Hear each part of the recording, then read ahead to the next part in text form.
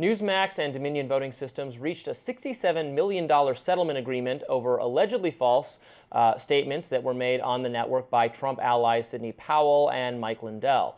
Dominion alleged that leading up to the 2020 election, the right-leaning cable news outlet repeatedly aired claims that Dominion's voting technology had been rigged to help Joe Biden defeat Donald Trump. Now, Dominion launched the legal challenge against Newsmax organization months after the 2020 election. This comes after a $787 million settlement from Fox News in another defamation suit.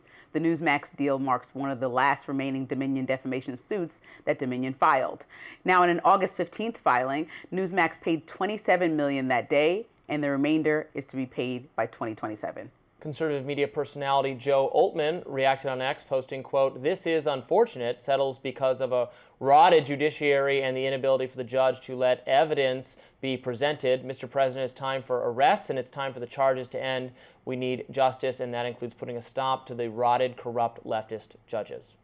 And retired NBC Universal executive Mike Singleton wrote on X, "MAGA media outlet Newsmax to pay Dominion Voting Systems $67 million to settle the defamation lawsuit brought against them because they continually lied about the 2020 election being stolen, something Trump continues to do to this day." I actually have a problem with it. I mean, I understand them settling. They don't want to do this anymore. They're not admitting wrongdoing, nor should they. Newsmax did not make false claims about the election. They had on guests who made claims that I believe are false and have been pretty well shown to be false. Why is that the network's responsibility? You can't we have guests on. We've had more of them on in the past. We don't have quite as many guests as we do now, or we have fewer guests now. I certainly don't agree with a lot of the guests we brought on, and we challenge them. We ask them questions. They say something, and we're responsible. We're obviously not endorsing everything. How could that be? You and I don't even agree. So how could we, as a show or a network, be endorsing what the guest says? So I think this is very troubling.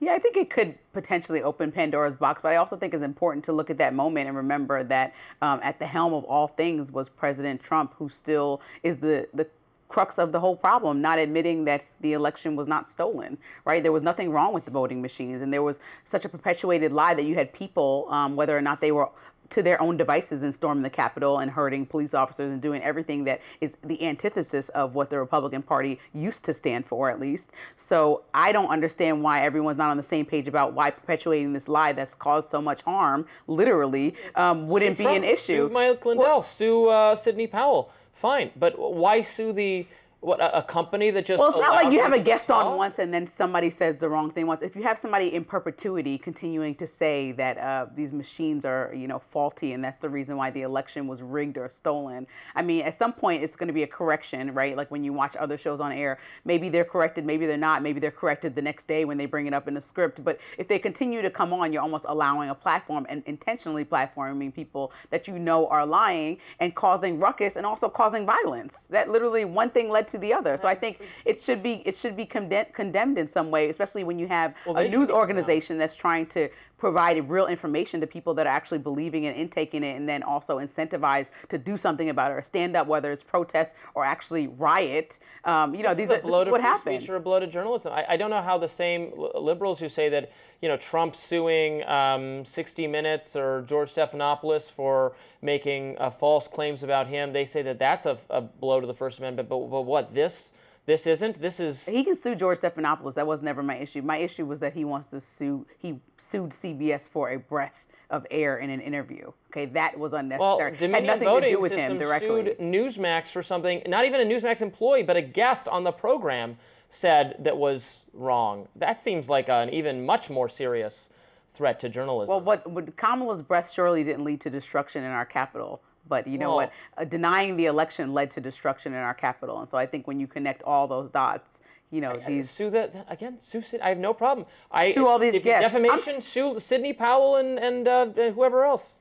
Mike Lindell. They could go after them directly. I think that maybe we should all be done with. No, they went after Newsmax because Newsmax has money. Right, and they should go after the people directly. But we also should make sure that the next step is trying to avoid pretending that elections are rigged. Mm-hmm. That could be the key next step in all of this. All right. Okay, next on Rising, Vice President J.D. Vance is off on his 8th getaway of the year, which leaves many of us asking, how is that allowed? We'll get into that next on My Lens. Stick around.